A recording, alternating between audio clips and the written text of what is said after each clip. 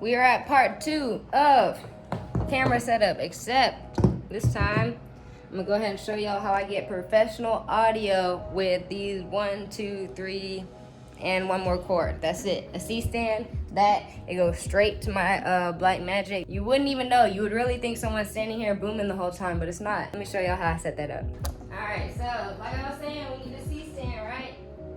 Go ahead, set up the C-stand. If y'all have never set up a C-stand, or if you don't own any C-stands, I recommend get one.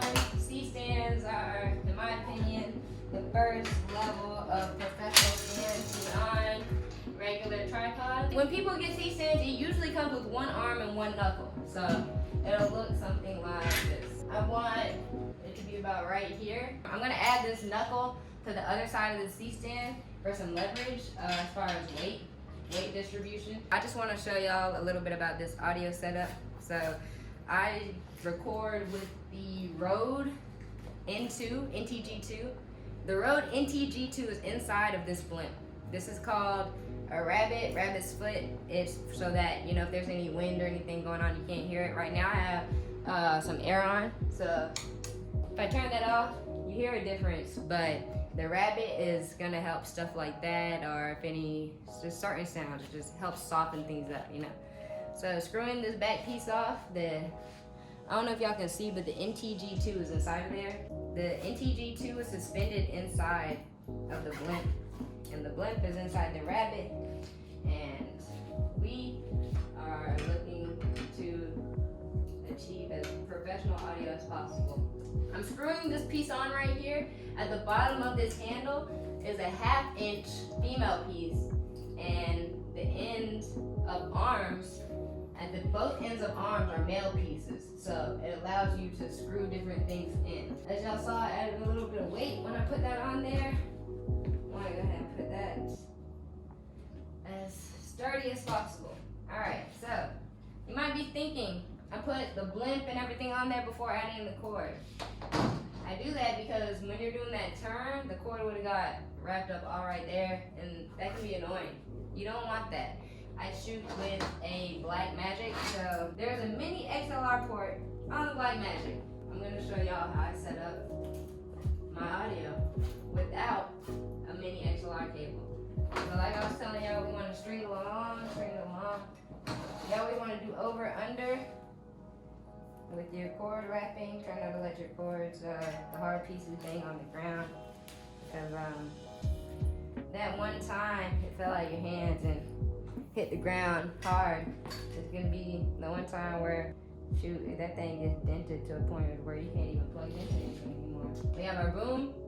We have our XLR plugged in. Sturdy is together. I can sit right there and we would get some good audio. So what's next? Plugging the XLR into the Zoom, and then plugging the Zoom into the camera. So I have to get a couple more pieces out of that cord bag y'all saw earlier, and I'm going to go ahead and mount the Zoom onto the camera.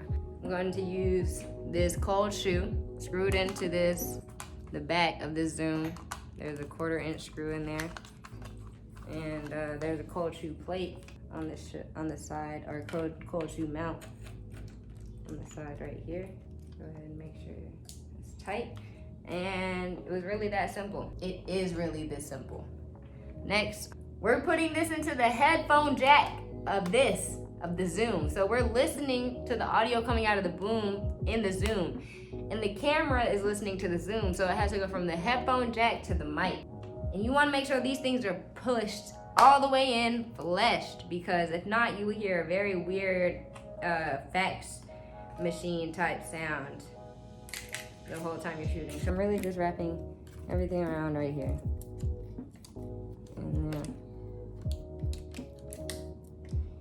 And then from there, I will plug it into the mic jack. Boom.